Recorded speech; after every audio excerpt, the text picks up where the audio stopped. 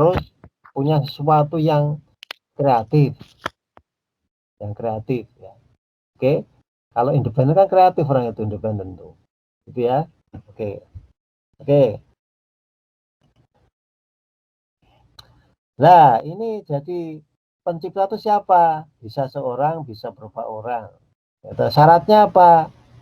Tadi asli, pribadi, bersifat khas dan pribadi itu asli. Bersifat khas dan pribadi itu bahasa mudahnya itu asli, jadi independen.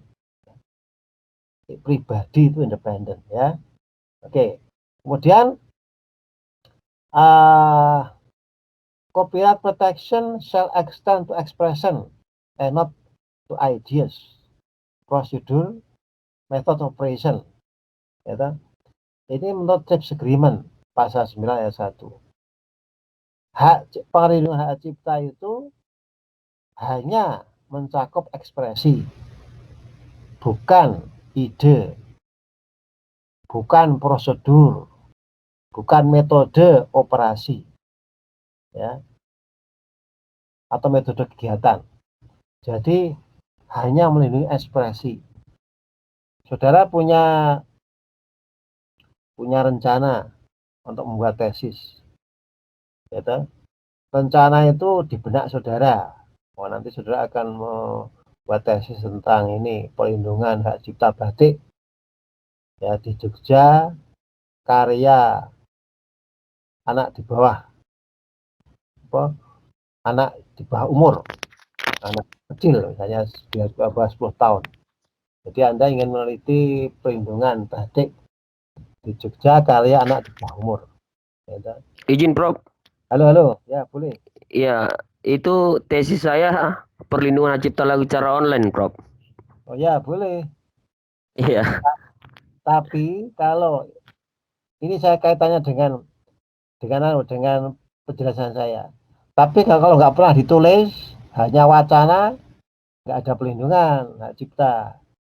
Kapan ada hak ciptanya? Setelah ditulis, setelah diekspresikan. Ekspresi, bukan ide, ya, bukan hanya ide, diekspresikan, diwujudkan. Bisa apa? Mau tanya? Halo? Iya, Prof. Boleh tanya? Tidak, Prof. Tidak. Dilanjut aja, Prof. Ya. Jadi sekali lagi hak cipta itu ekspresi, bukan ide, ya. Ekspresi itu bisa apa? Bisa tulisan, bisa recording, ya, bisa rekaman, dan bisa rekaman video dan seterusnya. Ide nggak bisa dilindungi, ya. Dulu contohnya ada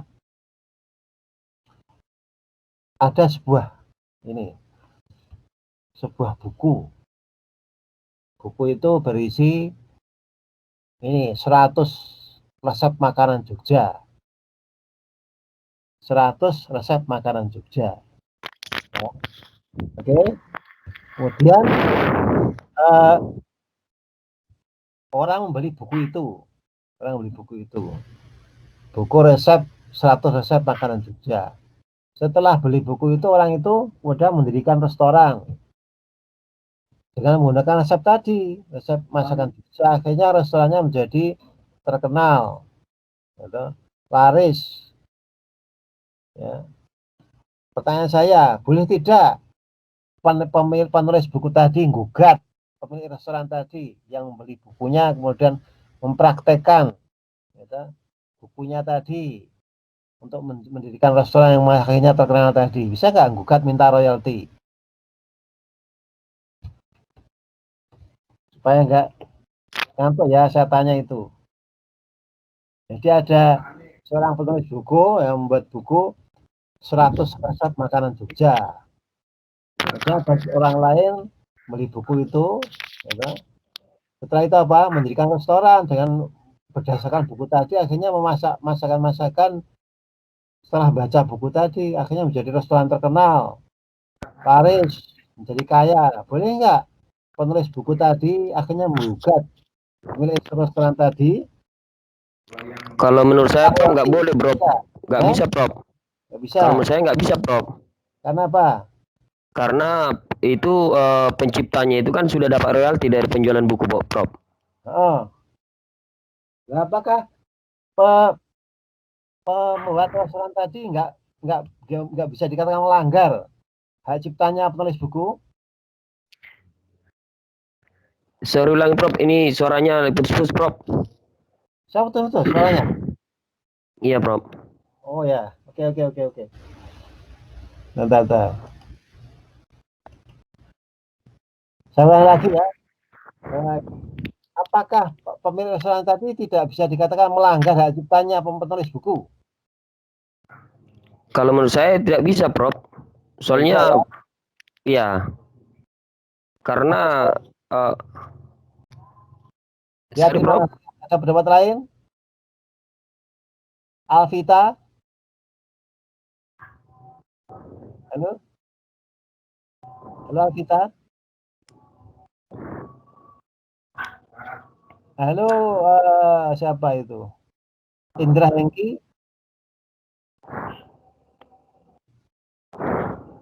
halo Niati, apakah dengar suara saya? Dengar, Prof. Ya, bagaimana tadi pertanyaan saya tadi? Kalau menurut saya Kurang keras. kecil ya, Prof. Kalau menurut saya sih nggak bisa sih, Prof, kalau dia seperti melaporkan itu melaporkan siapa tadi penjualnya itu, Prof. Maksudnya yang udah terkenal itu kan. Soalnya kan dia kenapa dia seperti tidak melaporkan saat si pembeli bukunya itu kan, maksudnya tuh tujuan dia membeli buku itu kan untuk di share gitu kan, Prof. Kalau menurut saya bener, secara simpelnya sih bener yang seperti Bang Jendris katakan tadi, Prof, karena dia sudah mendapat royalti dari penjualan bukunya. Tapi kan maksudnya sebagai penikmat pembeli buku itu atau sebagai dia bisa, maksudnya gimana ya, Prof, bisa menggunakan apa yang di share dari si pencipta buku itu, Prof. Kalau menurut saya sih seperti itu, Prof. Ya, boleh, betul. Semuanya betul ya. Mengapa? Karena hak cipta itu tidak melindungi prosedur, tidak melindungi ide, tidak melindungi cara melakukan kegiatan, metode operasi ya. Jadi yang dilindungi apa? Ekspresinya, tulisannya. Ya. Jadi apa yang ditulis, resep makanan tadi bukan milik dia, bukan milik penulis ya. Oke, bisa digunakan orang lain. Ya. Akhirnya Ya, Prof. pemilik tadi bebas ya menggunakannya, sehingga penulisnya tidak bisa gugat, gitu.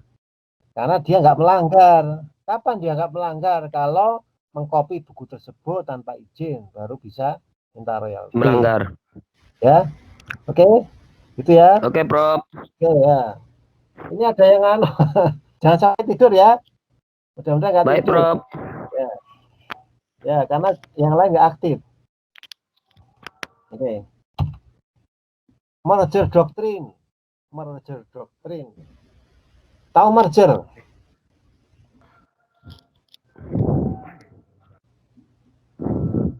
Tahu merger ya? Apa itu merger?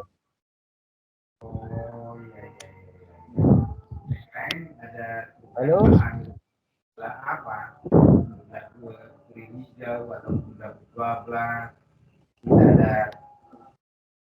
Saya tahu nggak? Perta Trisna. Tahu Perta Trisna? Halo Perta Trisna. Siapa? Ya Pak, tahu hadir. Merger? Apa itu merger?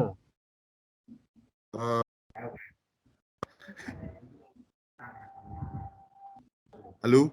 Halo? Ya Pak. Apa itu merger? Penggabungan Pak. Penggabungan ya, penggabungan.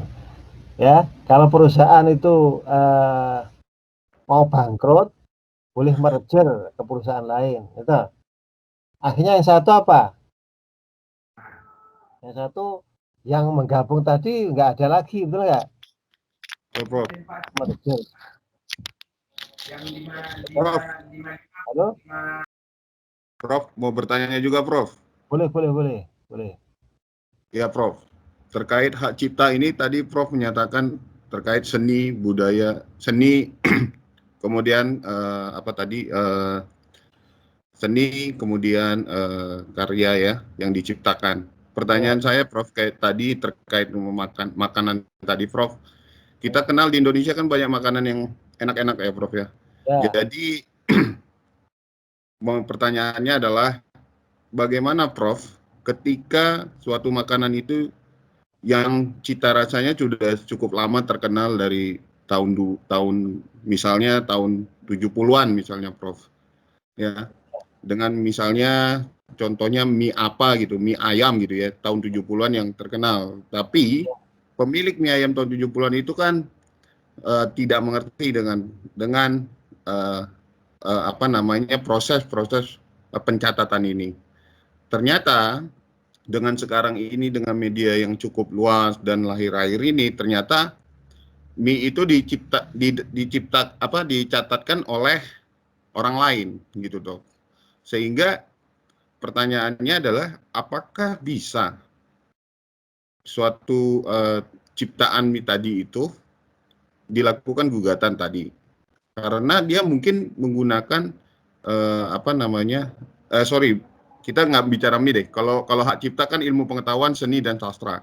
Saya lebih ke ilmu pengetahuan lah, Prof, kayaknya. Kalau bidang ilmu pengetahuan tuh ketika dia menciptakan suatu produk lah ya, produk, tapi di dalam suatu produk itu ada suatu komponen-komponen di mana komponen itu menciptakan suatu hal yang baru gitu. Namun si pencipta yang lama ini tidak mencatatkannya kepada Dirjen Haki. Namun ada suatu ciptaan yang sama tapi komponennya mungkin ada tambahan yang lebih baik gitu loh. Namun dia dicatatkan oleh Dirjen Haki. Nah, bagaimana, Prof, seperti tadi teman-teman juga caranya untuk membuktikan bahwasanya ini adalah hak cipta saya gitu loh, karena ini sudah ada dari tempo dulu, namun digunakan sekarang. Jadi perannya untuk yang perlindungan terhadap yang lama ini seperti apa, Prof, untuk ciptaannya itu? Apakah bisa digabungkan atau mereka juga mendaftarkan atau mencatatkan juga ke Dirjen Haki gitu, Prof? Oke, terima kasih ya. Terima kasih ya. Tadi harus tahu bedanya ya. Bedanya dulu antara ciptaan, hak cipta, paten dan lainnya. Hak cipta itu cakupannya bidang pengetahuan, seni dan sastra. Produk tadi apa? Produk paten atau hak cipta. Kalau invensi, kalau makanan itu paten, campuran makanan itu paten. Jadi bukan hak cipta. Kalau hak cipta lahir otomatis. Ya, misalnya lagu aja ya, kita bisa lagu ya. Lagu. Oh, lagu ya, baik, Prof. Lagu. Nah, misalnya ini aja atau bukan lagu lah. Buku. Buku ini hak cipta ya. Anda buat buku tahun 72 tadi ya. Ya. Tapi nggak mencatatkan, nggak ada masalah karena buku itu lahir otomatis hak ciptanya. Begitu buku selesai, lahir otomatis Anda punya hak cipta atas buku tadi. Maksudnya apa? Anda punya hak tadi ekonomi ya, untuk menerbitkan, menjual dan seterusnya. Hak moral itu hak untuk tetap dicantumkan namanya sebagai penulis, hak untuk memodifikasi itu timbul otomatis. Jadi nggak dicatatkan nggak apa, nggak dicatat nggak apa-apa karena memang timbul otomatis. Kalau paten harus didaftarkan, kalau didaftarkan ada perlindungan. Lebih dulu yang mana mendaftarkannya kalau paten, kalau makanan tadi ya kalau obat-obatan atau makanan tadi gitu. Kalau rahasia dagang makanan juga itu nggak perlu didaftarkan juga. Siapa yang lebih dulu menciptakan juga seperti hak cipta, tergantung mana hak cipta, rahasia dagang atau kalau rahasia dagang itu sama dengan hak cipta, tidak perlu mendaftarkan gitu. Yang penting yang pertama kali yang membuat itu yang dapat perlindungan itu. Kalau paten obat-obatan atau pemakanan itu lebih siapa yang lebih dulu mendaftarkan itu. Nah sekarang misalnya yang Anda tanyakan misalnya hak cipta tadi ya buku tadi ya. Kata Ya dok. ada yang mencatatkan, punya Anda nggak dicatatkan nggak ada masalah. Karena tadi apa? Hak cipta lahir otomatis. Gitu. Nah, timbul pertanyaan, apakah saya bisa menggugat yang mencatatkan? Gitu. Bisa, walaupun punya saudara yang dicatatkan, Anda bisa menggugat dia kalau terbukti mirip. Dan Anda bisa membuktikan ini lebih dulu saya menciptakan, punya Anda mirip. Ya, berarti Anda menjiplak punya saya ya. Tapi harus buktikan. Harus bisa membuktikan. Kalau bisa membuktikan ya kalah. Harus ada bukti bahwa dia menjiplak punya saudara, gitu.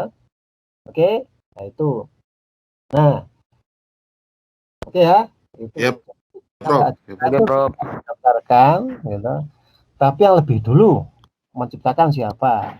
Kalau ada yang kemudian mencatatkan kok mirip benar Anda bisa buka. Tapi yang membuktikan saudara. Oke?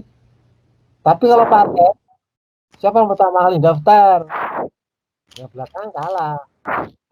Oke? Ya, Itu ya. Prof. Mana? Ada pertanyaan lagi? Lanjut, Prof. Lanjut, oke. Ini kelemahannya kalau online itu nggak komunikatif kita ya, karena kita nggak tahu apa wajah-wajah kita ya. Oke. Sekarang merger doktrin. Merger itu apa? Udah tahu ya, merger itu penggabungan. Ya.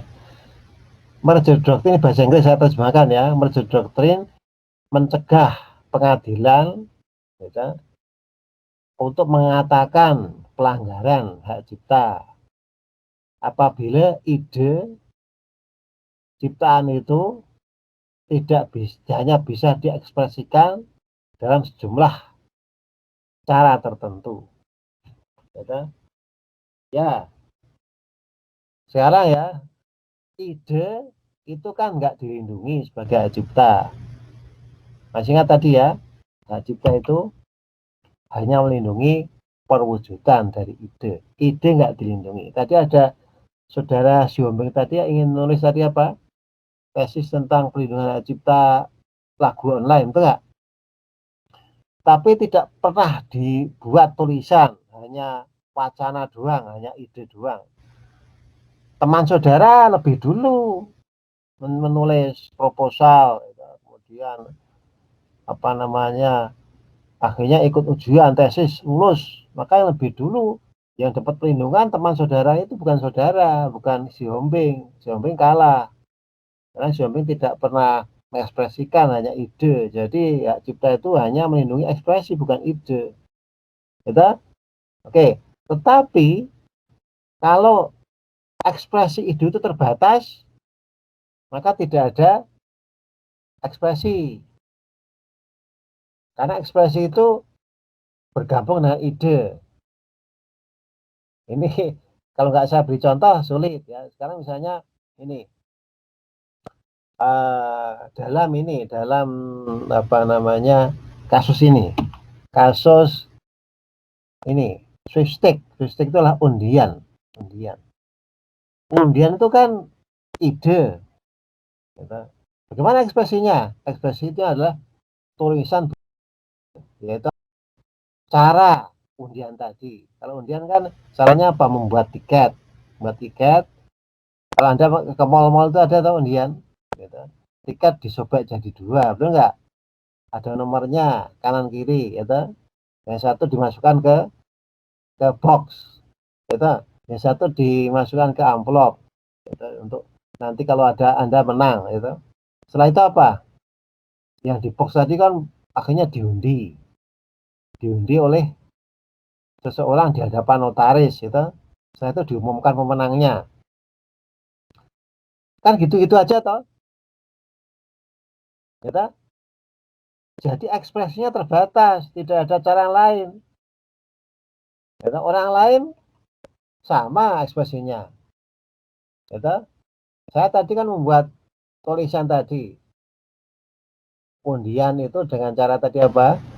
Membuat apa tiket atau apa namanya? Tiket dibagi dua nomornya, ya. Kemudian itu disobek, setelah itu yang satu dimasukkan ke box, kemudian setelah itu diundi di hadapan notaris diumumkan gitu. Itu ekspresi ide saya, undian harapan. Orang lain meniru saya. Gitu. 3 dibagi 2, yang satu dimasukkan di box, yang satu dibawa pulang, diundi di hadapan notaris, dan diumumkan. Yang satu meniru saya. Ya, dalam sengketa di Amerika, ya, pembuat swistek tulisan swistek pertama itu gugat yang kedua yang niru tadi. Akhirnya apa? Yang menang siapa? Yang menang yang meniru. Mengapa? Karena nggak bisa cara yang lain, nggak bisa ada ekspresi yang lain. Maka karena tidak ada ekspresi yang lain, ekspresi itu menjadi ide, bergabung menjadi ide, ya toh? Sehingga tidak ada pelindungan hak cipta, sehingga masing-masing boleh melakukan. Jadi peniru tidak bisa dianggap melanggar hak cipta. Oke, ya. Sekarang ada HP touchscreen ya, HP kan touchscreen ya, mereka touchscreen. Ya, kalau hak ciptanya atau bentuknya desain industri, ya. Misalnya Lenovo menggugat atau Samsung menggugat Lenovo, nggak bisa. Karena apa? Karena desain industrinya ekspresi tidak bisa cara yang lain. Apakah bisa bulat? Makanya kan sekarang datar ya. Samsung gugat Lenovo misalnya, karena membuat touchscreen yang datar, oh nggak bisa. Karena apa? Tidak ada cara yang lain. Oke? Jadi kalau ekspresi terbatas, maka ekspresi itu menjadi ide, sehingga orang lain niru boleh. Itu orang niru dulu. Jadi sehingga tidak ada pelindungan cipta, sehingga menjadi bebas public domain. Oke? Oke. Ada pertanyaan?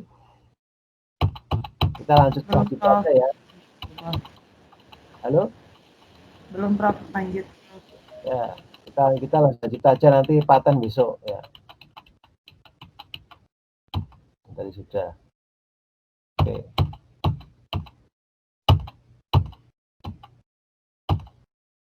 Ini kita, ya.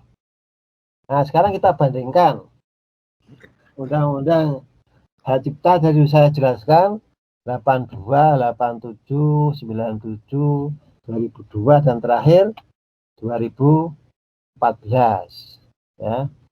Oke, sekarang 2000 apa kelihatan papan saya masih kelihatan ya? 82 itu perlindungan hak cipta selama hidup plus 25 tahun setelah meninggal. Jadi pendek dulu ya. Kemudian tahun 87 diperpanjang selama hidup plus 50 tahun setelah wafatnya owner. Ya, kata pencipta. Tahun 97 disamakan. 2002 sama. Ya. Jadi perlindungan hak cipta itu apa? Selama hidup. Jadi penulis lagu misalnya. Penulis lagu itu perlindungannya selama hidup penulis sampai 50 tahun setelah meninggal. Sekarang lebih panjang lagi. Selama hidup ditambah 70 tahun.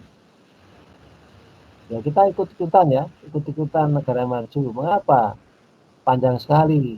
Ya, Anda punya Dhani Dewa punya lagu apa misalnya Roman Picisan itu berarti perlindungannya selama hidup Dhani sampai 70 tahun setelah Dhani meninggal.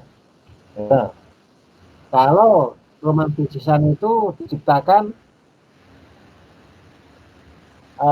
setelah keluarnya Undang-Undang Cipta 2014, kalau Roman Picisan diciptakan sebelum keluarnya undang-undang yang baru itu berarti perlindungannya selama hidup Dhani sampai 50 tahun setelah Dhani meninggal. Panjang ya. Sekarang selama hidup plus 70 tahun panjang lagi ya. Oke, kemudian karya asing hanya dilindungi dulu Undang-Undang Cipta 82. Karya asing hanya dilindungi bila dipublikasikan pertama kali di Indonesia dulu. Maka ada kasus dulu lagu-lagu The Beatles. Anda suka The Beatles tidak? Yang pertama kali dijual di Inggris, di Indonesia nggak dilindungi tahun 82. Sehingga bisa dibajak, dibuat kopi kaset tanpa izin, karena memang nggak dilindungi ya. Mengapa? Karena pertama kali tidak dijual di Indonesia, karena pertama kali dijual di Inggris. Ya. Kemudian ada peristiwa ini, Bob Geldof. Bob Geldof itu adalah seorang musisi. Ya. Mereka dan teman-temannya ya melakukan live ya performance live di salah satu negara Eropa. Jadi membuat performance live penampilan ya, musik di Uni Eropa. Akhirnya apa? Direkam oleh orang Indonesia penampilan itu. Akhirnya dibawa ke Indonesia, dijadikan ratusan ribu kaset. Itu tahun 85-an. Akhirnya dijual di Amerika kaset itu dan di Eropa. Kaset rekaman penampilan Bob Geldof live show ya. Akhirnya Bob Geldof marah. Kok ada ini kaset-kaset dari Indonesia penampilan saya tanpa izin saya. Bob Geldof parah datang ke Indonesia dengan pejabat Amerika dan Uni Eropa datang ke Indonesia. Tanya, kok kamu seenaknya memproduksi kaset tanpa izin saya? Gitu. Apa jawabannya? Jawabannya apa orang Indonesia, pejabat Indonesia? Memang nggak dilindungi karya saudara. Mengapa? Karya saudara pertama kali diterbitkan dibuat di Uni Eropa, kan live show-nya di Uni Eropa, maka nggak dilindungi di Indonesia, gitu. Akhirnya Amerika dan Eropa marah, gitu. Harus dirubah undang-undang kamu, gitu. Maka tahun 87 dirubahlah undang-undang kita, karena kita ditekan. Gimana cara menekannya? Yaitu dengan menekan kamu nanti kalau nggak mau merubah undang-undang kamu saya cabut fasilitas kemurahan bea cukai ekspor kamu. Indonesia kan menerima ini kemurahan bea cukai ekspor ke Amerika dan negara-negara Uni Eropa. Ya, dalam bentuk GSP. Jadi untuk produk-produk tertentu kita kalau diekspor ke Amerika dan Uni Eropa itu mendapat kemurahan bea cukai. Kalau kamu Indonesia tidak memperbaiki perlindungan karya asing, gitu, akan cabut kemurahan bea cukai tadi. Gitu. Akhirnya Indonesia merubah dengan mengeluarkan Undang-Undang tahun 87, amandemen Undang-Undang tahun 82. Intinya apa? Akhirnya karya asing mulai tahun 87 yang tidak dijual atau dipublikasikan pertama ke Indonesia bisa dilindungi bila ada perjanjian bilateral atau multilateral dengan negara dari mana karya itu berasal. Ya, misalnya dari Amerika ternyata ada perjanjian bilateral dengan Indonesia tentang hak cipta, maka berarti dilindungi walaupun karya tadi tidak pertama kali dijual di Indonesia. Nah, akhirnya dibuatlah perjanjian bilateral antara Amerika dan Indonesia, dan Uni Eropa dan Indonesia tentang perlindungan hak cipta. Sehingga karya cipta asing walaupun tidak dari Amerika dan dari Uni Eropa, walaupun tidak pertama kali dijual di Indonesia, tetap dilindungi. Gitu. Sekarang ini dengan adanya TRIPS Agreement, maka tidak ada masalah lagi. Gitu.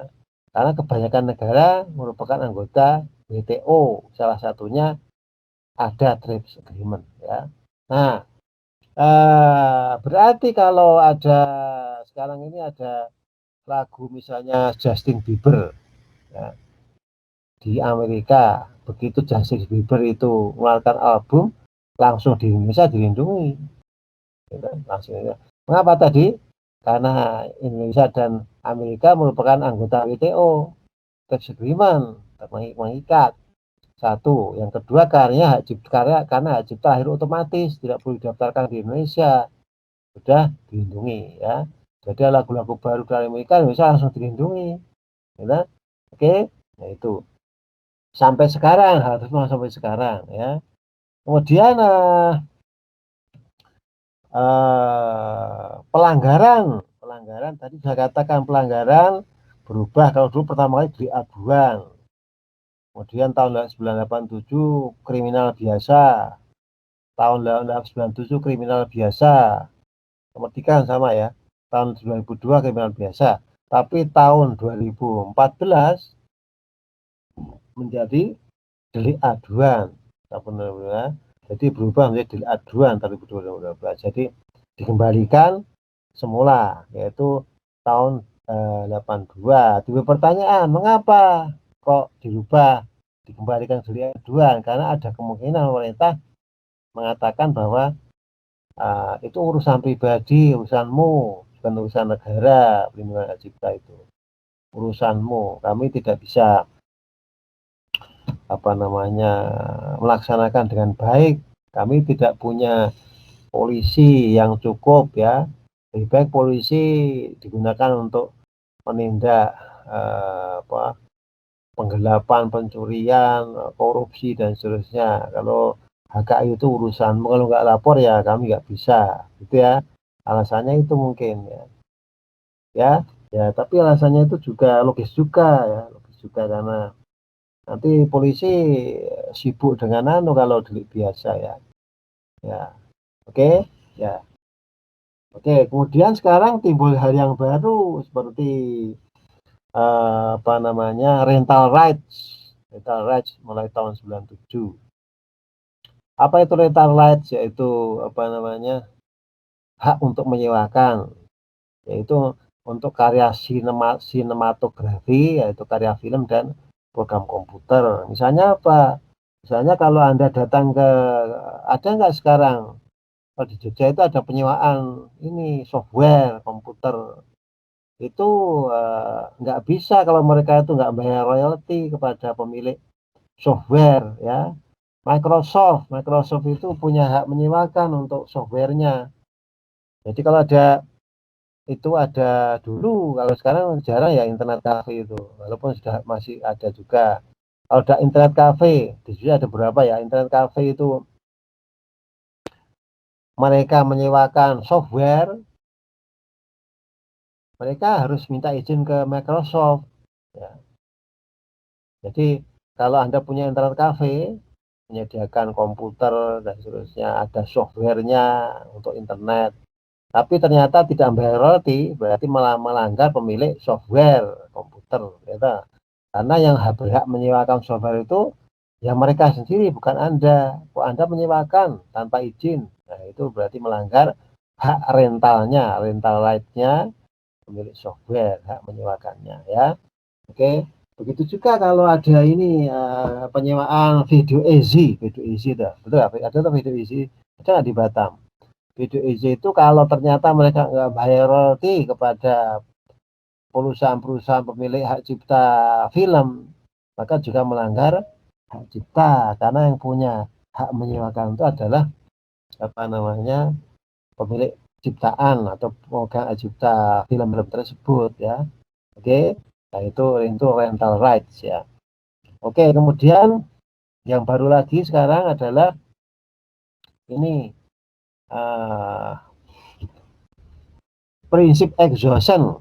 Exhaustion itu apa? Exhaustion itu kalau Anda bahasa gaulnya ya, I'm really exhausted ya. I did many things today, I'm really exhausted. Saya hari ini melakukan banyak hal, sibuk sekali, I was very busy, I'm exhausted now. Saya sangat lelah, kehabisan tenaga. Itu exhausted, kehabisan tenaga. Exhaustion itu kehabisan tenaga ya. Artinya apa? Sekarang ini pemilik hak cipta itu tidak punya hak untuk mengontrol, untuk melarang impor. Ya, jadi dengan prinsip exhaustion berarti apa?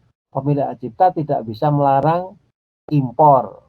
Ya, kalau dulu undang-undang yang lama, undang-undang yang 2002, pemilik hak cipta itu punya hak monopoli impor sehingga bisa melarang impor. Misalnya saudara punya ini hak cipta buku, misalnya kalau ini pemilik hak cipta buku Westlaw, tahu Westlaw ya? Bukan Westlaw, apa? Blacklaw Dictionary. Black tahu ya Blacklaw Dictionary ya? Hukum itu apa? Dictionary, kamus hukum yang terkenal itu. Black's Law Dictionary, gitu.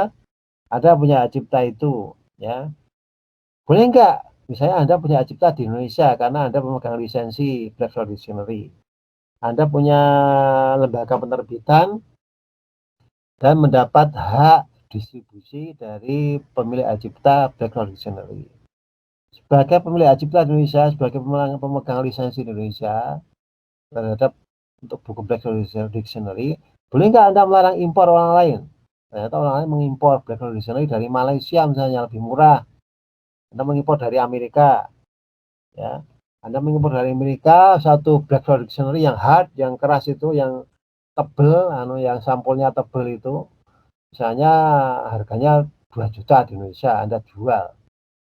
Gitu. Ternyata orang lain bisa beli Black's Law Dictionary dari Malaysia cuma 1,5 juta. Ya, akhirnya orang lain mengimpor buku Black's Law Dictionary.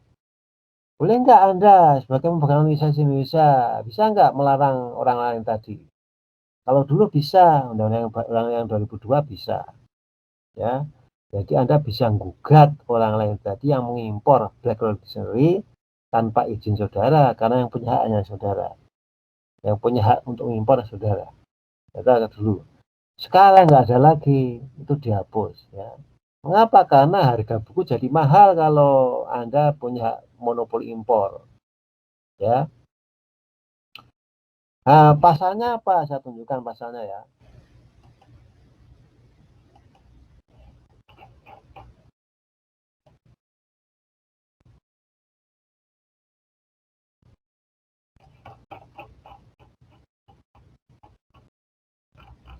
Ya, pasal 11 ini. Pasal 11. Ini coba lihat ya. Kita lihat dulu pasal 9 bahwa pencipta atau pemegang hak cipta itu punya hak ekonomi. Apa saja, yaitu hak untuk menerbitkan, hak untuk menggandakan, hak untuk menerjemahkan, hak untuk mengadaptasi, hak untuk mendistribusikan, pendistribusian ciptaan dan seterusnya. Dan seterusnya. Ini apa itu? Distribusi itu apa? Menjual loh, menjual ke orang lain, gitu. Jadi pemilik hak cipta itu punya hak menjual ke orang lain, menyebarkan dengan menjual ke orang lain, itu namanya distribusi. Gitu. Tetapi hak distribusi ini tidak ada lagi atau berhenti. Hak distribusi termasuk apa? Hak mengimpor toh. Hak mengimpor kemudian menjual, itu distribusi. Gitu. Jadi distribusi sini termasuk hak mengimpor kemudian dijual. Gitu. Tetapi hak distribusi itu habis hilang ketika pasal 11 mengatakan hak ekonomi untuk melakukan pendistribusian ciptaan atau salinannya bagaimana dimaksud dalam pasal 9 ayat 1 huruf E tidak berlaku terhadap ciptaan atau salinannya yang telah dijual atau yang telah dialihkan kepemilikannya kepada siapapun. Berarti apa? Berarti apabila gitu, Black's Law Dictionary itu dijual di Malaysia, dijual di Indonesia, maka saudara sebagai pemilik hak cipta, pemegang lisensi distribusi Black's Law Dictionary Indonesia tidak bisa melarang orang lain mengimpor dari Malaysia buku yang sama. Mengapa? Karena sudah dijual ke orang lain Black's Law itu di Malaysia. Nah, ini hak distribusi tidak berlaku lagi apabila salinannya telah dijual, dialihkan ke siapapun, termasuk di Malaysia. Oke, berarti saudara di Indonesia tidak bisa melarang orang lain tadi, karena saudara tidak punya hak distribusi lagi, tidak punya monopoli lagi untuk mengimpor ya. Nah, itu. Jadi undang-undang kita sekarang menganut exhaustion itu apa? Berhenti, Anda tidak punya hak monopoli impor lagi, ya. Anda sudah kehabisan kontrol namanya, kehabisan kontrol untuk melarang impor. Sudah keluar tadi, ya. Oke, kemudian yang baru lagi perlindungan hak terkait.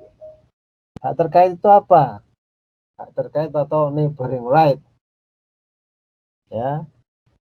Neighboring right itu apa? Hak yang derivatif munculnya belakangan, maksudnya belakangan. Kita lihat ya, hak terkait itu pasal berapa?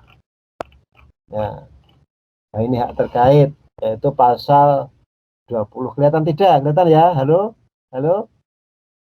Halo? Iya, Prof. Kelihatan kan?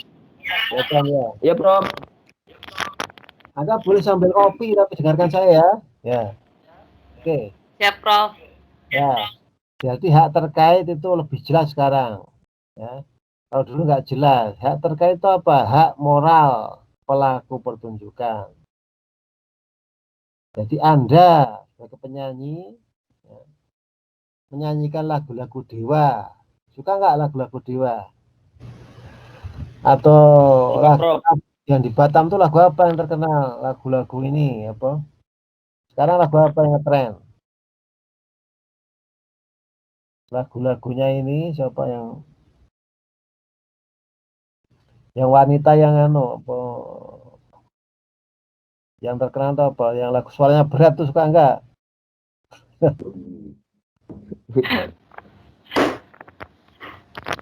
Semua suaranya berat, Bu, Prof.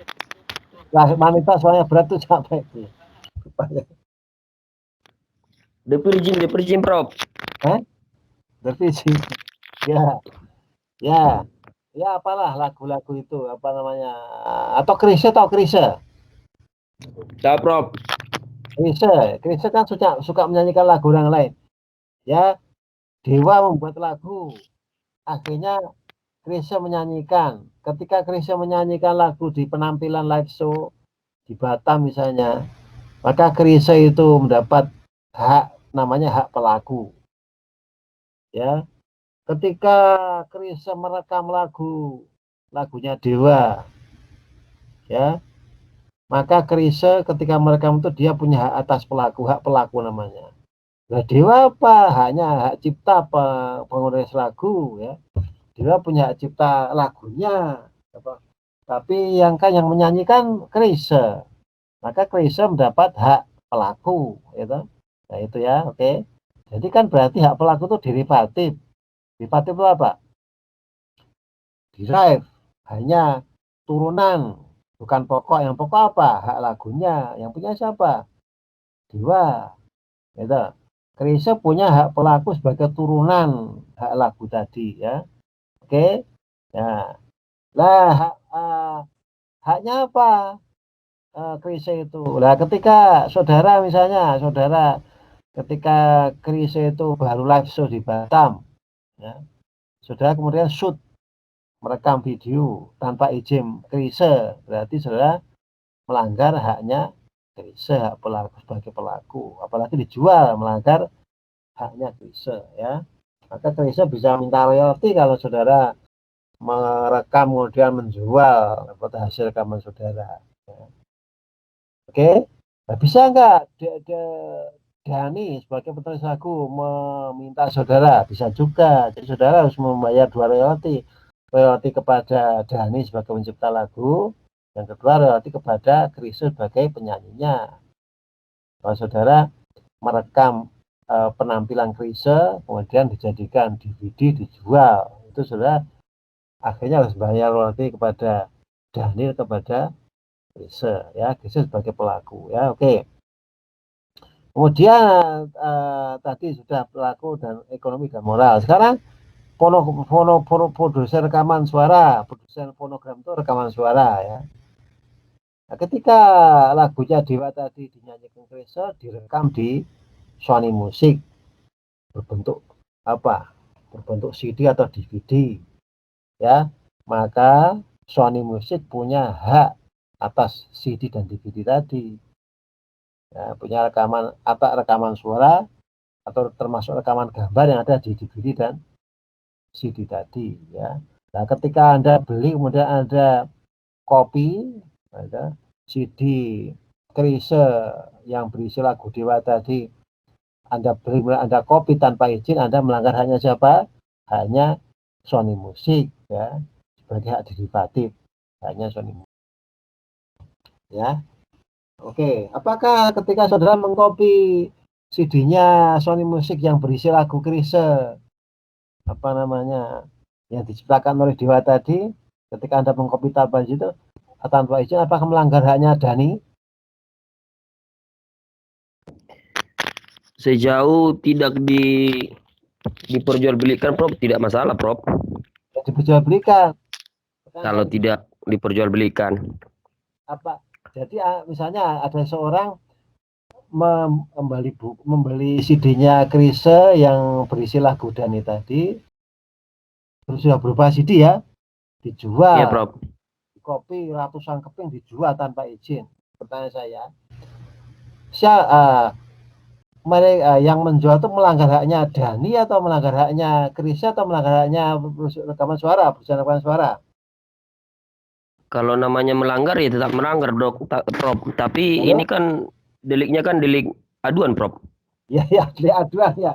Andaikan lapor mereka, maksudnya gini, andaikan lapor itu, siapa yang bisa lapor? Apakah perusahaan rekaman suara, gitu, atau Chrisye atau Dhani?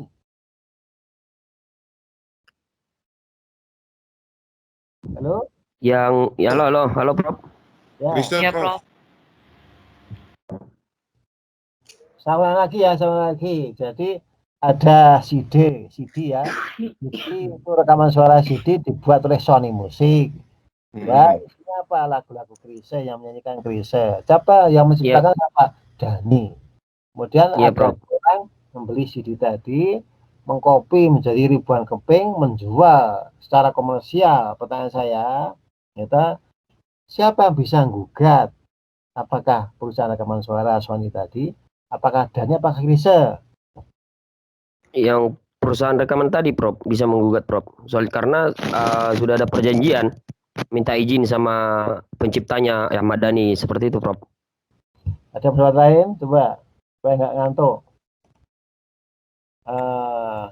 Tommy, mana Tommy? Halo Tommy. Rita, mana Rita? Rita, Iya, Pak. dengar pertanyaan saya tadi? Iya, Pak. Pertanyaan saya, apa yang Ya. dilanggar oleh apa yang dilanggar oleh pembuat pengkopi CD tadi dan menjual di ratusan ribu keping CD tanpa izin tadi? Yang melanggar haknya siapa? Maaf, Pak. Halo. Halo? Ya. Dia melanggar haknya siapa? Apakah melanggar haknya perusahaan rekaman suara Sony Music? Apa melanggar haknya Chrisye? Apakah melanggar haknya Dhani sebagai penulis lagu? Penulis lagu, Pak. Apa iya? Oke. Kalau si Hombing tadi apa jawabannya? Iya, Prof. Kalau Anda jawabannya apa? Melanggar haknya siapa? Kalau menurut saya, Prof, itu kan antara produser musik sama Ahmad Dhani kan sebagai pencipta kan sudah ada kerjasama. Ya. Jadi berbicara royalti kan sudah ada di sana, Prof. Ya, jadi hak sepenuhnya itu udah diberikan sama produser musiknya, diberikan oleh Ahmad Dhani sama produser musiknya. Jadi yang berhak untuk menggugat itu ya produser musiknya, Prof. Oke, ya. Oke, yang lain. Sekarang Indra Hengki ada nggak Indra Hengki? Halo?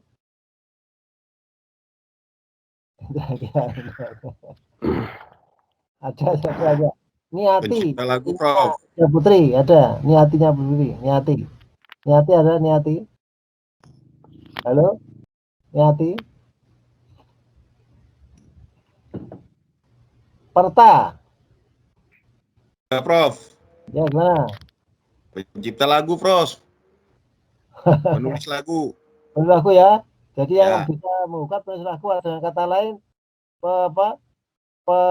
penjual CD tanpa izin tadi melanggar haknya pencipta lagu. Iya, ya Prof. Ya, oke. Ada yang lain? Edward, ada Edward. Ya, Prof. Gimana?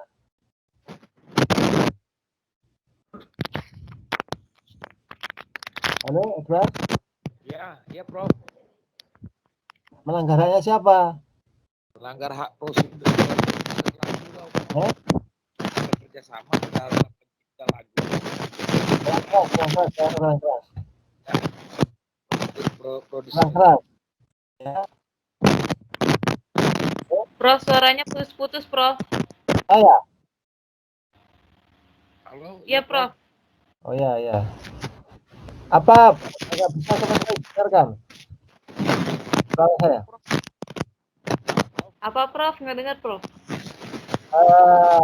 Tahu pertanyaan saya? Jadi apa namanya? Ada lagu ada CD rekaman suara bisa lagu-lagunya diciptakan adalah ada jadi rekaman CD yang membuat Sony Music isinya apa lagu-lagu Chrisye yang menyanyikan Chrisye tapi penciptanya Dani. Rekaman suaranya yang membuat siapa? Sony Music berupa CD. Kemudian siapa menyanyikan Chrisye? Penyanyi Chrisye. Yang ketiga yang menciptakan adalah Dani. Kemudian Anda atau seorang lain mengcopy CD itu menjual ratusan ribu keping tanpa izin. Pertanyaan saya, apa yang dilanggar? Gitu.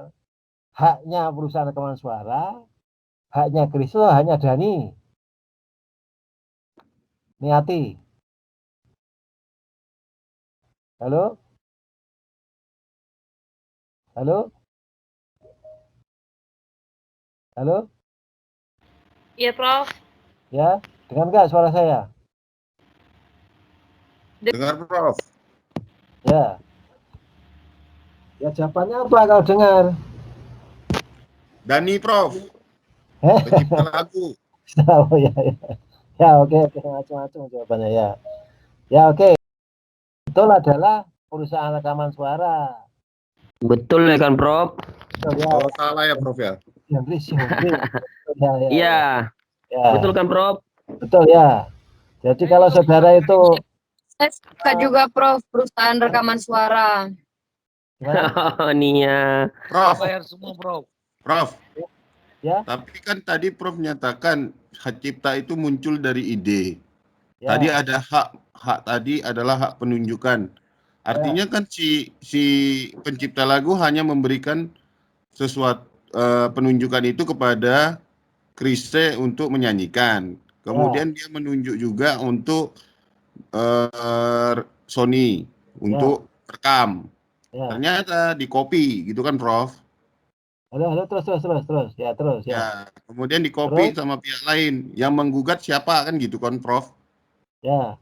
Nah, pertanyaannya tadi Prof, kalau jawabannya adalah rekaman, artinya tadi betul kata si Jendris ada perjanjian ya gitu Prof. Berarti Ya. kalau dia sudah ditunjuk, artinya hak eksklusifnya lari ke situ ya Prof. Ya, ya Berarti jadi royalti dong Prof. jadi gini. Sony sudah memberikan royalti kepada Dani untuk. Ya, royaltinya sudah dibayar betul. Kalau nggak dibayar Prof. Dani. Prof, izin Prof. Ya. Kalau si Daninya di dalam perjanjian belum dibayar, tapi pembayaran royalti itu diterima setelah adanya penjualan daripada CD yang dikeluarkan oleh Sony.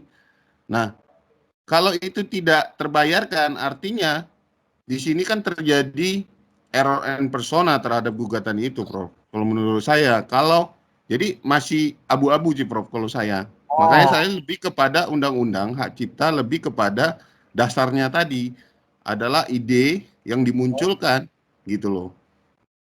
Selama dia kembali kepada faktanya tadi, gitu. Betul, saudara pintar, betul juga ya. Ada kemungkinan seperti itu ya.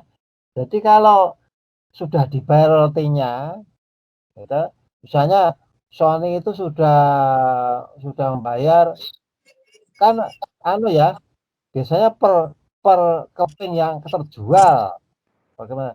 Atau per keping yang diproduksi tergantung perjanjian ya.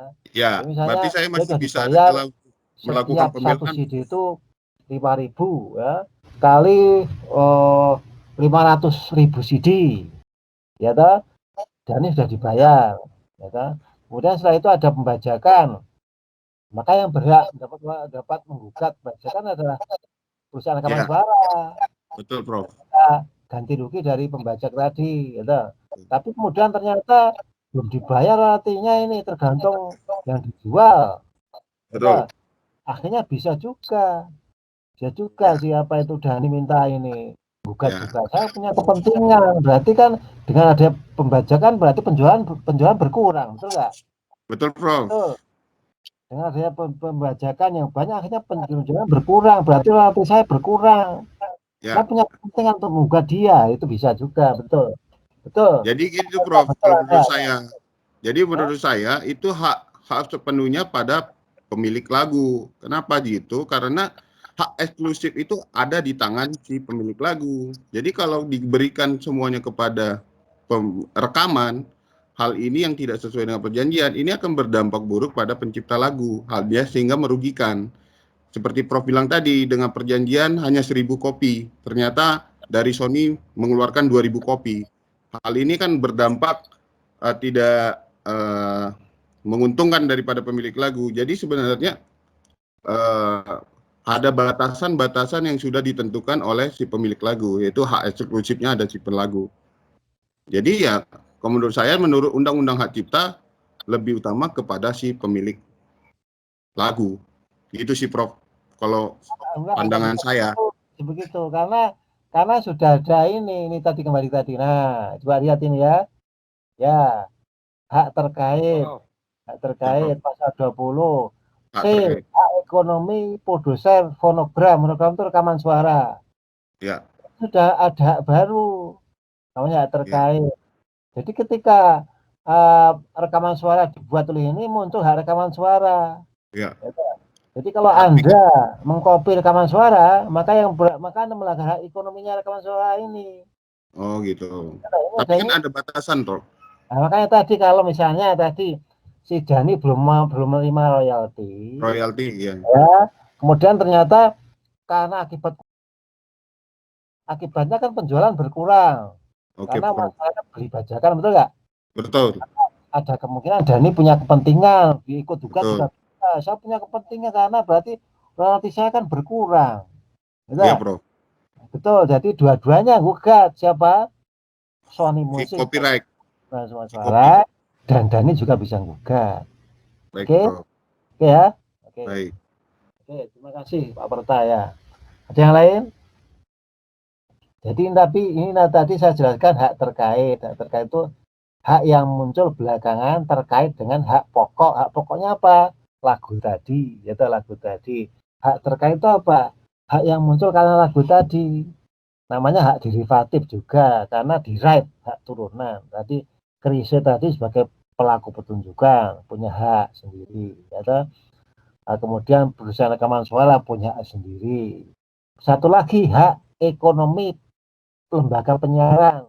Ya. Ketika ada Chrisye menyanyikan lagu di TVRI, ya, maka TVRI dapat hak, namanya hak penyiaran, ya, maka Anda di rumah tidak boleh kemudian merekam live show-nya Chrisye di TVRI, direkam, dijadikan DVD, dijual, nggak boleh. Melanggarnya siapa? Melanggar haknya TVRI. Penyiaran, Prof. Melanggar haknya penyiaran, Prof. Betul, haknya TVRI, hak TVRI ya. Kalau Anda merekam live show-nya Chrisye melalui tadi siaran TVRI, Anda jadikan CD atau DVD, jual, itu Anda melanggar haknya TVRI ya. Oke? Ya, oke. Oke. Apakah kita nggak perlu istirahat sebentar? Halo? Dilanjut aja, Prof. Oh ya, ya. Lanjut aja, Prof. Lanjut. Kita sampai jam berapa? Biar cepat selesainya, Prof. Eh? Jam 9, Prof, kayaknya. Kan ya, oke. Enggak lah, tanggal 9. Terserah Prof. Oh, tengah 9, Karena Prof. udah mulai dari jam Jam 6. 8.30, Prof. Gimana? 8.30. Oke, saya marut aja. Kalau saya marut aja ya. Oke. Oke, sekarang kita lanjut ya. Hak pemilih hak cipta itu apa saja? Ya. Hak ekonomi, maaf bahasa Inggris ya sama aja. Ini saya tunjukkan hasilnya aja. Ini hak ekonomi, hak moral, ya. Hak moral, hak dan hak ekonomi mana tadi? Ya, hak moral dulu. Hak moral itu apa? Hak untuk tetap dicantumkan namanya. Hak moral itu ada dua. Hak atributif, ya, dan hak integritas. Hak atributif itu diatur di pasal 5 ayat 1. Ya, tetap untuk mencantumkan namanya dalam ciptaan. Ya, atributif itu menunjuk artinya. Atribut itu kan tanda atau menunjuk. Jadi misalnya kalau ada orang menulis sebuah buku, kemudian dia mengutip pendapat orang lain, mengambil sumber suatu tulisan dari buku lain, tanpa nyebut sumbernya, tanpa nyebut nama pengarangnya, halaman berapa, dan seterusnya, itu berarti melanggar hak moral penulis buku tadi, ya kan? Ya karena kok dia tidak mencantumkan namanya, ya kan? Ya, hak moral yang lain contohnya kalau ada ini iklan TV, misalnya iklan TV menggunakan lagu-lagunya, ada tuh iklan TV menggunakan lagu kali orang lain, tapi tidak nyebut pengarangnya siapa, itu juga melanggar hak moralnya pengarang lagu tadi, ya. Oke, dan seterusnya. Kemudian mengubah lagu misalnya, itu nggak boleh. Misalnya lagu Yesterday dari mana? The Beatles ya. Di Batam ada live show Inul. Tahu Inul? Inul tahu ya? Ya. Yang Tahu, dangdut Prof. menyanyikan lagunya The Beatles Yesterday. Dengan dangdut tanpa izin The Beatles, itu melanggar hak moralnya The Beatles. Itu namanya hak integritas. Integritas itu apa? Tahu integritas ya? Keutuhan, ya. Keutuhan ciptaan. Nah, kan itu kan harusnya kan Yesterday, tahu ya lagu Yesterday, tahu tidak lagu Yesterday? Jangan-jangan nggak tahu Yesterday. Tahu, Prof. Ya, itu kan lagu Penggemar itu, Prof. klasik pop. Iya. Klasik pop. Ada orkestranya, ada violin, itu. Dan seterusnya. Kok dinyanyikan dangdut tanpa izin The Beatles, itu berarti melanggar hak moralnya The Beatles, gitu. Ya, melanggar itu apa? Apa itu melanggar? Ya melanggar, walaupun tidak ada gugatan melanggar, tapi nggak digugat. Karena apa? Karena delik aduan, betul nggak? Tapi tetap melanggar, gitu. Tidak berarti nggak digugat, dikatakan melanggar, tetap melanggar, tapi nggak digugat, gitu. Oke, beda hal. Ya, jelas ya. Jadi tadi hak atributif tadi apa? Contohnya mengutip buku orang lain tanpa nyebut sumbernya, penulisnya siapa, bukunya apa, halaman berapa, itu berarti melanggar hak moral, terus juga melanggar hak moral atributif. Yang kedua tadi lagu Yesterday dinyanyikan Inul dengan dangdut, apalagi dengan tarian yang tidak etis misalnya, itu melanggar hak moralnya si Beatles, hak integritas, ya. Sekarang banyak sekali pelanggaran hak integritas itu, ya. Dirubah-rubah, ya, tanpa izin, ya, banyak, ya, apalagi di YouTube, ya, melanggar, loh, kok nggak ada gugatan, karena delik aduan, tapi tetap melanggar, ya, oke, ya, oke, jadi namanya pelanggaran terjadi itu terlepas apakah pelanggaran itu delik aduan atau delik biasa, tapi terjadi. Adapun Oh, nggak ada tindakan hukum, ya itu karena aduan ya. Oke, itu hak moral. Yang kedua, hak ekonomi. Tadi sudah saya jelaskan ya, hak ekonomi itu apa? Ya, tadi hak penerbitan, pengadaan dan seterusnya. Itu apakah berbeda antara hak ekonomi dan hak moral? Berbeda juga. Gitu. Nah, apakah pelanggar hak moral itu bisa menyebabkan ini hak ekonomi? Maksudnya gini. Kalau seandainya tadi Inul tadi kan menyanyikan lagunya apa Yesterday dengan gaya dangdut, itu kan melanggar hak moralnya si The Beatles. Apakah pertanyaan saya? Apakah dengan pelanggaran moral tadi, kita, apakah The Beatles bisa minta ganti rugi secara ekonomis? Ini diskusi supaya nggak ngantuk ya. Oke, saya jelaskan tadi, saya ulangi lagi ya. Hak moral tadi kan termasuk hak integritas, ya, keutuhan, tidak boleh mengubah-ubah atau memodifikasi. Lagu Yesterday itu lagu klasik pop, kemudian oleh Inul dinyanyikan dengan gaya dangdut, genre dangdut tanpa izin The Beatles. Itu kan melanggar hak moralnya, hak moral integritas The Beatles. Pertanyaan saya, ya, apakah dengan pelanggar hak moral tadi, The Beatles bisa minta ganti rugi ekonomi, secara ekonomis?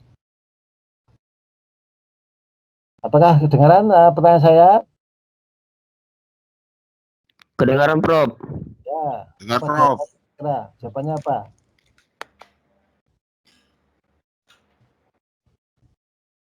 Pak Siombing.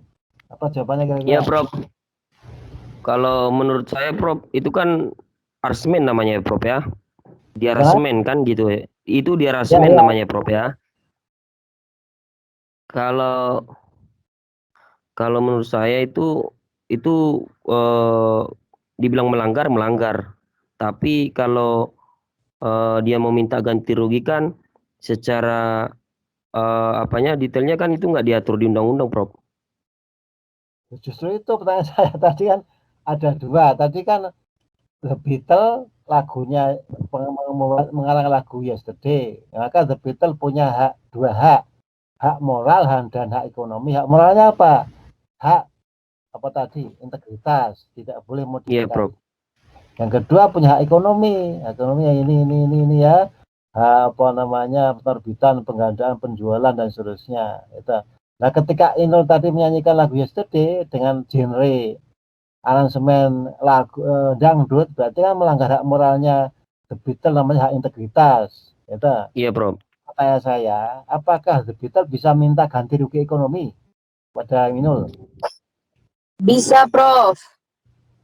Alasannya apa kalau bisa? Bisa, kalau menurut saya label musiknya kalau menuntut Inul, mereka bisa meminta ganti rugi jika Inul itu menampilkan karyanya The Beatles dengan bukan not yang asli atau penyampaian musik yang asli.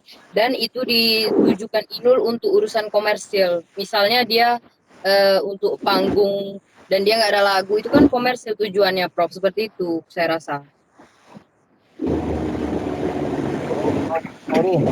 Ya, Anda mengubah, pertanyaan saya itu namanya mengubah, maaf ya. Jadi bukan ketika itu menggunakan lagu kita, tapi merubah dari Dangdutnya. jadi dangdut. Ya. Ya, kalau menggunakan lagu itu melanggar hak ekonominya si siapa? Jadi kita tanpa izin, ya kan? Karena ini hak performance namanya, hak lama kali. pengumuman. Karena dia mengumumkan lagu, ya kan, lagu The Beatles, maka The Beatles bisa minta ganti rugi tanpa izin, ya kan? Tapi persoalannya penting adalah ketika itu tuh mengubah dari klasik menjadi dangdut. Itu persoalan saya. Ada orang. Halo? Iya, Bro. Aduh, siapa sih itu, berisik banget. Gimana? Nggak lewat sini seharusnya. Lewat dekat Sarina. Aja supaya lebih jelas, supaya lebih ini aja. Halo, Prof. Malam, Prof. Supaya lebih jelas ya, contohnya jangan lagu supaya nggak bingung. ada seorang penulis buku terkenal, namanya apa namanya, Quraish Shihab nulis buku. Tahu Quraish Shihab ya? Tahu Quraish Shihab? Itu. Atau bukan Quraish Shihab? Atau bukan Quraish Shihab? Ini aja. Pak Luhut Menteri ya, itu nulis buku. Iya, Prof. Ya. Oke, kemudian saya mengcopy 5 halaman bukunya Luhut dalam karya saya, tapi saya tidak menyebut sumbernya, tidak menyebut Pak Luhut. Itu kan melanggar hak moralnya Pak Luhut, gitu. Betul, Prof. Apa hak atributif, gitu. Saya menulis buku, saya jual belikan, gitu, buku itu. Tapi saya nggak nyebut ini, padahal dalam buku itu saya mengutip pendapatnya Pak Luhut 4 halaman, tapi saya nggak nyebut nama Luhut. Pertanyaan saya kan melanggar hak moralnya Pak Luhut, betul nggak? Bisa nggak Betul, Pak Prof. ganti rugi ekonomi pada saya? Karena pelanggar hak moral saya tadi. Halo? Bisa, Prof. Bisa, Alasannya Prof. apa? Nggak bisa, Prof. Alasannya tidak menyebutkan nama. Bisa-bisa aja kalau semuanya di saya sama. Bisa, Prof. Ya gimana alasannya? Coba.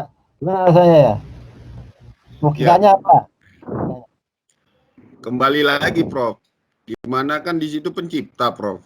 Ketika itu digunakan seperti tadi, mau lagu, mau buku, jadi itu kan suatu karya. Jadi karya itu ide dan kemudian muncul suatu seni ya. Jadi ketika itu digunakan dan dikomersilkan tanpa izin, artinya pelanggaran. Pelanggarannya moral maupun tadi yang satu lagi, tapi kan ada di situ nilai-nilai ekonomis di situnya. Nah, artinya setiap suatu ciptaan yang digunakan sepanjang tidak mendapatkan izin atau merubah, bahkan mengkomersilkan, ya artinya suatu pelanggaran. Sehingga itu akan menimbulkan kerugian bagi si pencipta itu sendiri. Menurut saya seperti itu, Prof. Bisa ya. Jadi walaupun awalnya itu melanggar hak moral, kan awalnya hanya tidak menyebut toh. Itu. Tapi pencipta bisa gugat secara ekonomis, bisa ya. Oke, ada yang lain? Kalau Jentris gimana Jentris? Sebenarnya, Iya, Prof. Prof. Ya. Tutup, Pak, ya? Kalau Jentris si Homi gimana pendapat kamu? Halo? Kalau iya, Prof. Ya. Kalau menurut saya, Prof, kalau mengutip dari hasil karya orang lain itu, Prof, sama pas yang dibilang Bang Petra tadi, itu udah ada yang dirugikan, Prof, kan? Itu ada nilai komersil di sana, royalti kan? Ya. Jadi kalau Pak Luhutnya mau menggugat bisa-bisa aja, Prof. Jadi Karena beliau kan moral dirugikan.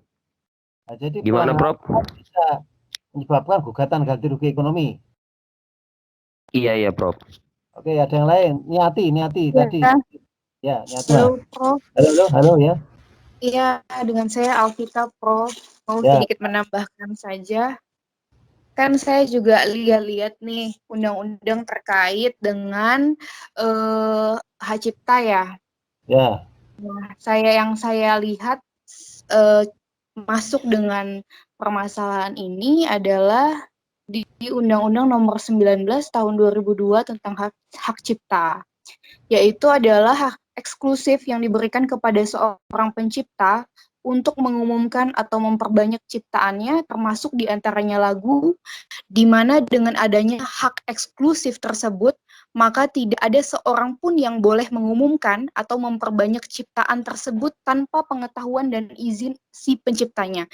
Jadi, kita buat lebih sederhana saja, apabila tanpa izin atau tidak ada di belakangnya nama penciptanya atau labelnya, maka itu dapat digugat gitu. Itu aja sih. Jadi Anda tidak apa namanya memperhatikan apakah itu hak moral atau bukan. Yang penting kalau pengumuman tanpa izin bisa menggugat itu ya. Iya, kalau misalnya itu dalam artian memang tidak ada apa namanya ya, nggak ada sangkut pautnya, misalnya kayak yang Prof bilang tadi tentang buku, terus dia buat sampai 3 halaman, tapi tidak ada footnote-nya atau tidak ada nama yang membuat, itu kan adalah suatu pelanggaran, Prof. Kan kita berpacunya pada undang-undang. Ya, pelanggaran, tapi ya pelanggaran moral atau ekonomi? Moral, Bro. Prof. Kalau menurut saya sih tergantung ininya sih, Prof. Tergantung dari permasalahannya. Kalau misalnya hak moral kan sudah pasti.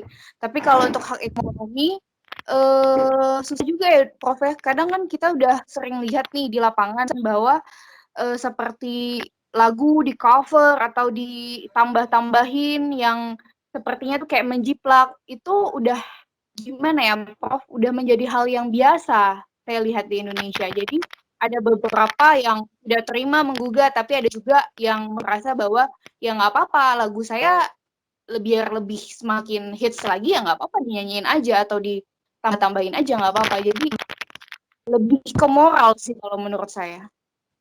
Kalau ekonomi itu tergantung, jadi tergantung dari kondisinya atau tergantung juga dari penciptanya gitu. Oke, terima kasih ya. Oke, sekarang Ya, Sisi Prof. Alvita itu minta tolong jangan menggunakan undang-undang tahun 2002 lagi, udah nggak berlaku. Oh iya, Prof. 2014 yang saya lihat tadi 22 yang saya baca. Nggak berlaku lagi ya. Iya, mohon maaf. Oke. Siapa ini? Siapa yang mau ngomong? Siapa? Silahkan. Bakti, Dok. Bakti. Silahkan, mau ada pendapat? Ya, kalau pendapat saya itu semua baik sih. Tergantung kita menyikapi aja. Kalau kita menyikapi dengan gaya komersil larinya ke sana, ya mungkin ada perhitungan. Tapi kalau secara moral saya rasa juga ada etika-etikanya. Contoh beginilah, salah satu contoh dialihkan yang lain. Kita modifikasi rumah, ya. Nah, rumah tersebut kita bentuk pagarnya, kita bentuk yang secantik mungkin. Tetapi tetangga kita ngikutin gayanya yang sama itu. Itu bagaimana? Ya itu karya arsitektur kali itu ya. Iya, betul. Ya. Itu bagaimana? Itu aja sih sementara. Oke, terima kasih. Jadi terima kasih Pak siapa? Terakhir siapa? Nggak ada namanya, saudara. Pak Bekti. Bakti. Ya, namanya nggak ada, cuma guess gitu. Ya, jadi kesimpulannya, jadi sangat tergantung ya. Jadi bisa beda pendapat di sini ya. Ada yang mengatakan moral itu karena memang nggak ada gunanya dong pembagian antara moral dan ekonomi. Ada pendapat yang bisa juga minta ganti rugi ekonomi. Tapi syaratnya harus ada pembuktikan kerugian ekonomi ya. Walaupun saudara melanggar moral, tapi saya rugi secara ekonomis kok. Ini buktinya. Bisa juga minta ganti rugi secara ekonomis ya. Tapi dia harus membuktikan terjadi kerugian ekonomis. Ya. Oke. Ya. Oke. Sebentar saya akan ada tamu sebentar ya, 2 menit ya. Nanti kembali lagi. Oke. 2 menit, ada tamu sebentar. Ya. Oke, Prof.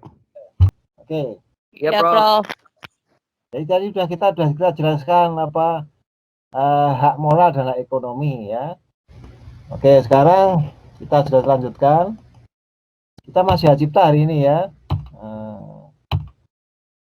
Hak menyewakan rental right. Ini contoh ya. Dalam perjanjian antara Jogja Online Internet Cafe dengan Microsoft itu ada perjanjian supaya Internet Cafe Jogja Online ini tidak digugat oleh Microsoft karena dia menyewakan tidak hanya komputer tapi softwarenya. Padahal software kan punya Microsoft, ya. Maka ada perjanjian ini. Ya, ini contoh yang baik ya. Jadi kalau internet cafe nggak punya perjanjian dengan Microsoft, berarti dia melanggar hak moral, hak menyewakannya milik si Microsoft, ya. Oke. Oke, kemudian tadi sudah ini ya, sudah hak cipta lahir otomatis sudah saya jelaskan. Ya, hak cipta itu lahir otomatis. Bahkan suatu ciptaan yang belum diumumkan tapi sudah diwujudkan itu sudah ada hak ciptanya. Jadi misalnya saudara nulis tesis, kemudian nggak sempat saudara jadikan buku, ya, dan tidak diumumkan, saudara tidak pernah mengumumkan, ya, tapi sudah selesai dibuat, itu sudah ada hak ciptanya. Jadi tidak perlu diumumkan, ya, untuk dapat hak cipta, ya. Oke, karena ada yang mengatakan oh diumumkan, enggak, tapi cukup selesai dibuat dan siap digandakan, andaikan mau digandakan, walaupun belum diumumkan, itu sudah ada hak cipta. Timbul pertanyaan, Pak, mengapa kok hak cipta timbul otomatis sedangkan paten merek itu timbulnya setelah pendaftaran? Kok beda ya? Alasannya karena hak cipta itu maunya negara, itu hak natural, hak alamiah. Maksudnya apa? Ya timbul otomatis. Setiap orang berhak. Coba bayangkan saudara nulis karya ilmiah 5 halaman boleh tidak? Boleh. Mau 2 halaman juga boleh. Membuat puisi boleh, hanya setengah halaman. Ya, apakah harus datang ke Dirjen HKI untuk mendaftarkan hanya tulisan setengah halaman puisi? Kan repot, betul enggak? Repot, gitu. Kalau hak cipta harus didaftarkan repot untuk timbulnya, gitu. Bayangkan tadi kalau ciptaan itu hanya setengah halaman, gitu, maka tidak perlu daftar, logikanya itu supaya banyak orang memiliki hak cipta, karena hak cipta itu tadi bisa hanya setengah halaman, 5 halaman. Alangkah repotnya negara kalau harus melayani pendaftaran atau pencatatan, maka hak cipta lahir otomatis, ya. Timbul pertanyaan, loh Pak, kalau paten gimana? Paten itu sedikit jumlahnya daripada hak cipta, lebih sukar paten untuk paten obat. Siapa yang menemukan ini vaksin pandemi, vaksin COVID kan sekarang aja belum, betul kan? Berarti kan jarang. Pemerintah masih bisa menerima pendaftaran, betul nggak? Obat AIDS juga jarang, betul nggak? Invensi ini HP juga jarang yang bisa. Invensi ini komputer juga jarang, gitu. Invensi ini proyektor, ya itu juga jarang. Jadi kesimpulannya invensi itu lebih jarang sehingga negara masih bisa melayani pendaftaran. Kita kalau ciptaan banyak sekali ciptaan, jutaan ciptaan juga negara akan susah melayaninya sehingga dibuat seperti hak alam, hak alamiah hak cipta itu. Merek juga, merek mengapa didaftarkan? Karena merek juga jarang. Siapa yang buat merek itu? Siapa yang buat merek? Perusahaan biasanya yang punya merek, itu enggak perusahaan pelaku usaha, ya toh. Anda membuat sepatu butuh merek baru daftarkan. Berarti kan lebih sedikit jumlah daripada ciptaan, betul enggak? Maka negara masih bisa menerima pendaftaran. Jadi alasannya itu ya. Maka ciptaan lahir otomatis, sedangkan paten dan rahasia dagang, ada paten dan merek harus didaftarkan, ya. Oke, ya. Oke. Kemudian tadi sudah ini ya, sudah. Nah, ini ada kasus di Amerika namanya fish case ya. Fish case itu kasus yang mengatakan bahwa buku telepon itu nggak dilindungi sebagai hak cipta. Buku telepon, tahu buku telepon? Isinya apa buku telepon itu? Isinya daftar nama, alamat, dan mungkin alamatnya ada nama dan nomor telepon. Itu nggak kreatif itu. Hanya data toh, hanya database. Ya, maka nggak dilindungi. Nah, itu terjadi di Amerika. Gitu. Pertama kali buku telepon nggak dilindungi sebagai hak cipta. Apakah Indonesia itu mengikuti? Indonesia mengikuti. Ya, buktinya ini pasal 1 angka 3. Ciptaan adalah tadi harus dibuat dengan inspirasi, kemampuan, pikiran, imajinasi, kecekatan. Berarti harus kreatif. Buku telepon juga harusnya nggak dilindungi sebagai hak cipta karena hanya berisi ini data nama, alamat, dan nomor telepon, nggak kreatif. Ya, tapi ada kontradiksinya. Apa kontradiksinya? Satu sisi syaratnya apa? Ciptaan adalah ini menggunakan pikiran, kemampuan, dan seterusnya. Tapi di daftar ciptaan, atau kontradiktif. Ya, coba lihat di sini datanya. Pasal 40 ayat 1, ciptaan dilindungi. Apa yang kontradiktif? Coba lihat di sini. Saya mau tanya. Ya, supaya Anda nggak ngantuk. Pertanyaan terakhir sebelum kita istirahat. Apa yang kontradiktif di sini? Ya. Coba dilihat. Anda lihat ini PowerPoint saya. Lihat tidak PowerPoint saya? Halo, halo, halo. Halo. Halo. Ya, Prof. Iya, Prof. Ya. Mana Pak, Prof? Saya ulang lagi ya, coba dengarkan saya ulangi ya. Tadi di Fiskes Amerika tadi di Amerika ada putusan pengadilan Fiskes namanya, itu mengatakan buku telepon nggak dilindungi. Mengapa? Karena buku telepon itu nggak kreatif. Gitu. Mengapa nggak kreatif? Hanya berisi daftar nama orang, alamat, dan nomor telepon. Itu bukan ciptaan. Mengapa? Karena ketika membuat itu tidak menggunakan pikiran. Pikirannya hanya, ya nggak kreatif lah. Tidak berat-berat amat. Gitu. Hanya mengumpul data. Gitu. Ya, undang-undang kita mengikuti, yaitu ini. Nah, pasal 1 angka 3. Ciptaan itu apa? Harus syaratnya apa? Dihasilkan menggunakan inspirasi, kemampuan, pikiran, imajinasi, kecekatan, keterampilan, atau keahlian. Nah, berarti kan ciptaan itu hanya dilindungi kalau kreatif, betul enggak? Karena ketika menghasilkannya harus menggunakan kemampuan, pikiran, inspirasi, imajinasi, kecekatan, dan keahlian. Itu enggak? Nah, ini berarti kita bisa menyimpulkan pasal 1 angka 3 ini mengikuti putusan pengadilan Amerika tadi, yaitu apa? Suatu karya yang tidak kreatif tidak dilindungi sebagai cipta. Buku telepon nggak dilindungi kan nggak kreatif, betul nggak? Halo? Nah, tetapi dengan melihat pasal 40, ya, pasal 40, kontradiktif undang-undang kita. Kontradiktif. Di mana kontradiktifnya? Coba berpikir.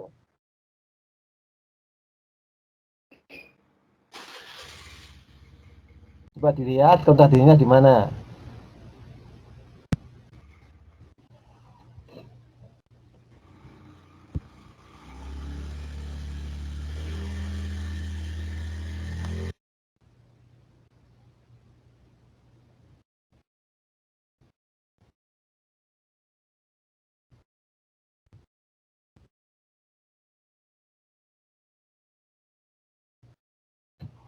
Ada yang punya jawaban?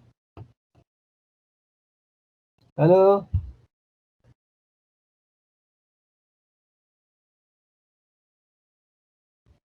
Halo? Si Hombing? Iya, Prof. Gimana Iya, Prof. jawabannya? Kenapa, Prof? Ya. Gimana, Prof? Anda ikut pertanyaan saya tidak? Anda dengar pertanyaan saya tidak?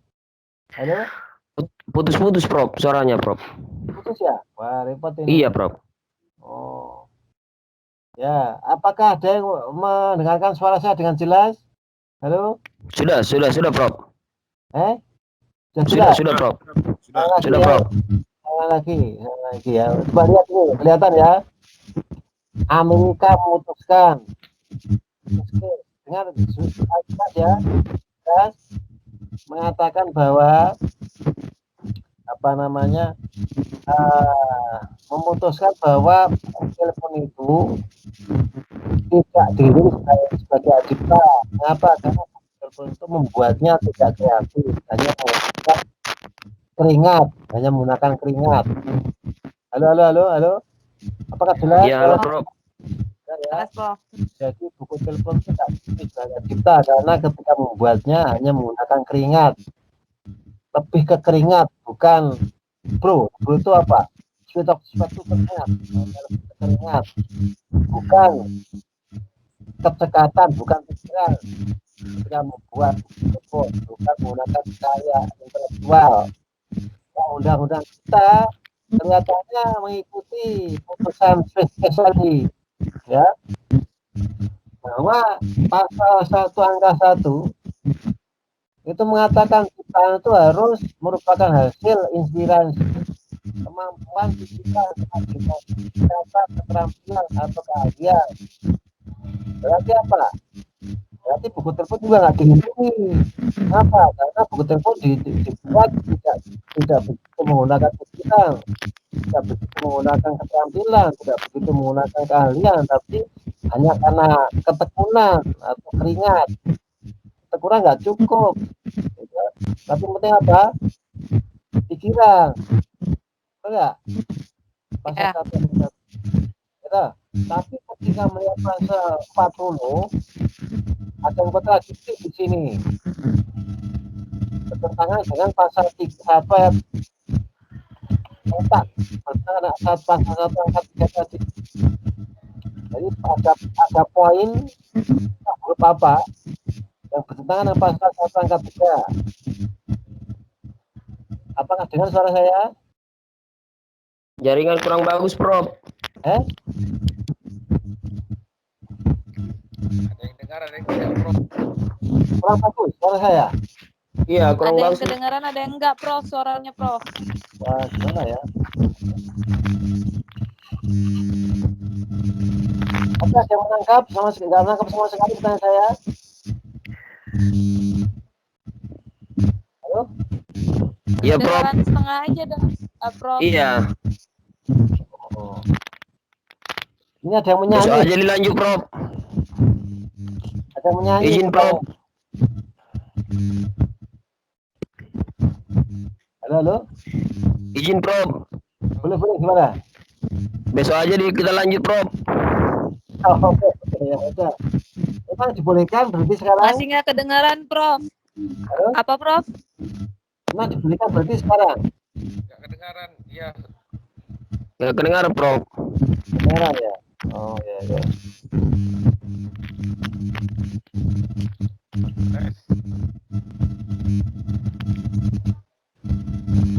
Bentar.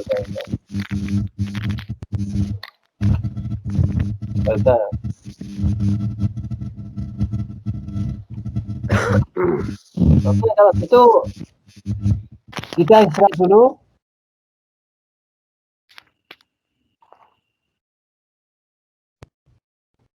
Halo? Halo, Prof. Iya, Prof.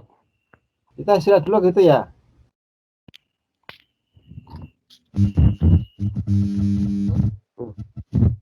Oke. Halo, masih sekarang kita stop dulu ya. Oke. Iya, berdengung, Dok. Berdengung, Prof. Berdengung. Oh ya, berdengung. Oke. Oke, tolong tunjukkan wajah saudara. Saya kita kenal. Halo? Iya, Prof. Tunjukkan wajah saudara semuanya. Nah, oke. Halo yang lain?